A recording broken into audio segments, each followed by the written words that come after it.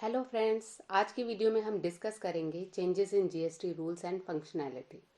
तो ये वीडियो आपके लिए बहुत इंपॉर्टेंट होने वाली है, इसलिए इस वीडियो को लास्ट तक जरूर देखें। और अगर आपको इस वीडियो की इन्फॉर्मेशन पसंद आए तो वीडियो को लाइक एंड शेयर करना ना भूलें। और अगर आप मेरे चैनल पर नए हैं तो सब्सक्राइब करें एंड बेल आइकन को दबाना ना भूलें ताकि आप ऐसी इंफॉर्मेटिव वीडियो स्किप ना कर पाएँ। तो चलिए डिस्कस करते हैं क्या नए चेंजेस आए हैं जीएसटी में। तो सबसे पहले हम बात करते हैं after newly inserted clause A in section 16(2) with effect from 1st January 2022 allows credit only on the basis from GSTR 2B. That means अब आप वही आईटीसी क्लेम कर सकते हैं जो 2B में शो हो रहा है। अब एक नया क्लॉज आया है जो है clause BA inserted in section 16(2) to allow the claims of ITC only to the extent it has not been restricted under section 38 due to either of following reasons. अब वो रीजंस क्या हैं? तो वो है नंबर 1 है outward supplies made by the vendors with in the specified time of obtaining registration.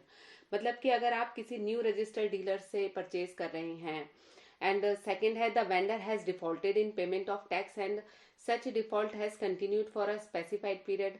कि अगर आप किसी ऐसे वेंडर से परचेज कर रहे हैं जो कि पेमेंट करने में टैक्स की डिफॉल्टेड है। एंड थर्ड है short payment of tax of excess availment of ITC.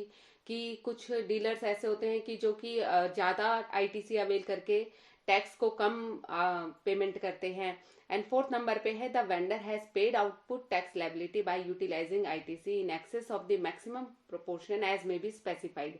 मतलब कुछ हमारा ऐसा था कि जिनकी सेल ज़्यादा हुआ करती थी तो उनको आईटीसी का 1% कैश में जमा कराना ही पड़ता था, चाहे उनका क्रेडिट लेजर में पूरा उनका जितना टैक्स बनता उतना क्रेडिट आ रहा है या नहीं। तो वो सब अब ये सेक्शन 38 में अंडर क्लॉज BA में रिस्ट्रिक्टेड कर दिया जाएगा कि वो जो है वो आपको पोर्टल ही बताएगा कि आप कितना क्रेडिट अवेल कर सकते हो इन सब का। सेकेंड चेंज है last date of claiming ITC on invoice and debit notes under section 16(4) issuing credit note and rectification amendment in GSTR1, GSTR3B is in extended till 30th November subsequent to the financial year। मतलब कि जो हमारे को पहले date मिला करती थी 30th सितंबर की रिटर्न, जो कि हम 20th अक्टूबर तक भरा करते थे, जिसमें हमारे पास ऑप्शन होता था कि जो प्रीवियस ईयर का हमारा जो भी हमने कम आईटीसी क्लेम किया है या हमने ज़्यादा आईटीसी क्लेम कर लिया उसको रिवर्स करने का ऑप्शन, हमने इनवॉइस हमारे पोर्टल पे रह गए हैं या डेबिट नोट रह गए हैं, हमारे क्रेडिट नोट रह गए हैं, कोई इनवॉइस रह गई है या किसी इनवॉइस में हमें रेक्टिफिकेशन या अमेंडमेंट करनी है GSTR1 या 3B में जो भी टैक्स हमने कम ज़्यादा भरा है, तो वो हमें अब थोड़ा टाइम लिमिट इन्होंने और बढ़ा दिया है, 30th नवंबर कर दिए subsequent to the financial year. Third है transfer of amount available in electronic cash ledger of one GSTIN to another GSTIN of a distinct person having same PAN is allowed under the CGST Act and the IGST Act, subject to the condition that here is no unpaid tax liability। मतलब कि अब अगर आपके पास दो states में कोई एक pen पे दो जीएसटी नंबर है तो आप एक स्टेट से दूसरे स्टेट पर आप अपने कैश लेजर का इलेक्ट्रॉनिक कैश लेजर के बैलेंस को आप ट्रांसफर कर सकते हैं। फोर्थ चेंज है इंटरेस्ट का। Interest is to be reduced from at the rate 24% to at the rate 18% on credit ITC wrongly taken and utilized। अगर आपने ITC गलत ले लिया है और उसको यूटिलाइज भी कर लिया है, तो पहले क्या होता था कि 24% हमें इंटरेस्ट देना पड़ता था उस गलत यूटिलाइज्ड आईटीसी पे, लेकिन अब वो उसको घटाकर कर दिया गया है 18%।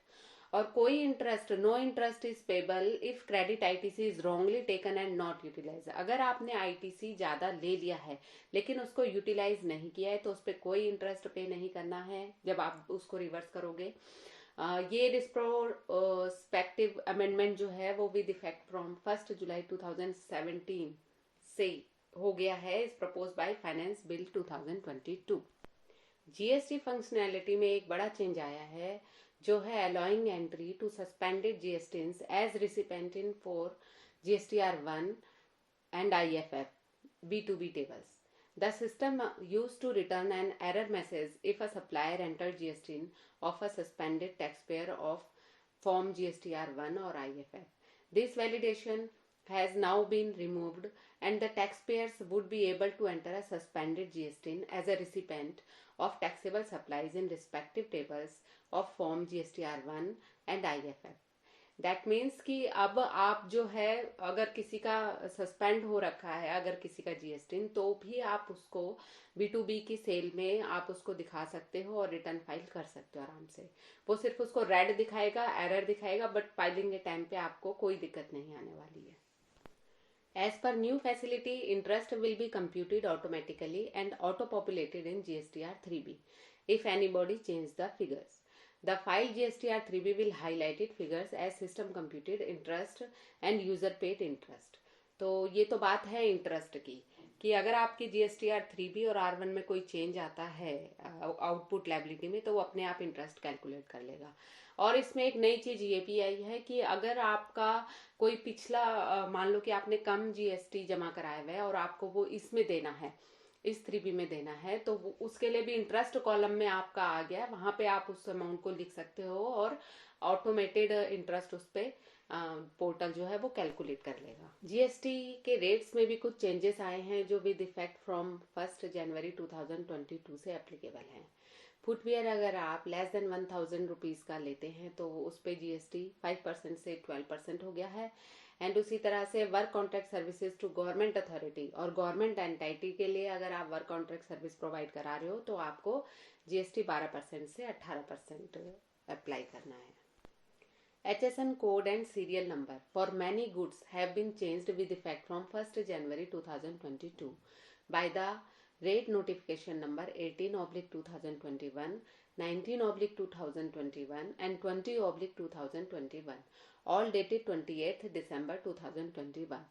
One should check and use correct HSN of his goods accordingly, जिसकी की नई फंक्शनैलिटी GST की साइट पर दे दी गई है। Mandatory Aadhaar authentication for registered person Rule 10B of CGST Rules 2017 with effect from 1st January 2022, notification number 38/2021, CT dated 21 December 2021। यानी कि registered person के लिए आधार ऑथेंटिकेशन मैंडेटरी कर दिया गया है। It is mandatory for filing of application for revocation of cancellation of registration, for filing of refund application and refund of the IGST paid on goods exported out of India. तो मतलब कि अगर आपको revocation cancellation के revocation के लिए आपको file करनी है एप्लीकेशन, या आपने रिफंड अप्लाई करना है, या आपने IGST जो आपने एक्सपोर्टेड गुड्स पे पे किया आउट ऑफ इंडिया के लिए उसका रिफंड अप्लाई करना है, तो उसके लिए आपको आधार ऑथेंटिकेशन मैंडेटरी है। तो उसके लिए भी इसमें दिया हुआ है, आप देख सकते हो अपने डैशबोर्ड में माई प्रोफाइल में जाएंगे, वहां पर आप आधार ऑथेंटिकेशन स्टेटस देख सकते हो। अगर आपका आधार ऑथेंटिकेटेड है तो वेल एंड गुड, अगर नहीं है तो प्लीज आप उसको जल्दी से कर लीजिए। जीएसटी फंक्शनैलिटी में एक न्यू फीचर आया है जीएसटी आईटीसी क्लेमिंग का, जिसका कि आईटीसी रिफ्लेक्ट नहीं हो रहा है GSTR 2A2B में। और वो क्या है? वो है input IGST of import goods to support the importer of goods along with the recipient of the supplies via SEZ search bill of entry that does not auto-populated in GSTR 2A। तो उसके लिए हमें क्या करना है? Login कीजिए, services पे जाइए, फिर यूजर सर्विसेज पे जाइए और वहां पर सर्च बिल ऑफ एंट्री के ऑप्शन पे आप एंटर कीजिए bill of entry port code, bill of entry number, bill of entry date and reference date, जिस इम्पोर्ट ड्यूटी का आपका क्लेम नहीं आ रहा है उसका। तो the previous information of the phased BOE taken through IceGate including the status of the issue is shown post 30 minutes from the time of hitting out the glitches। तो ये जब सब आप बिल ऑफ एंट्री की detail आप वहां पे डाल के उसको सर्च करेंगे तो वो आधे घंटे के अंदर उसको IceGate से फैच करेगा, और उसके बाद अगर आपने सारी प्रॉपर डिटेल भरी है और IceGate से वो प्रॉपर फैच्ड हो रहा है तो वो आपके GSTR 2B में रिफ्लेक्ट होने लग जाएगा, और जिसको आप आराम से अपने GSTR 3B में जिसका क्रेडिट ले सकते हैं। तो आई होप ये वीडियो आपको पसंद आई होगी। Thanks for watching.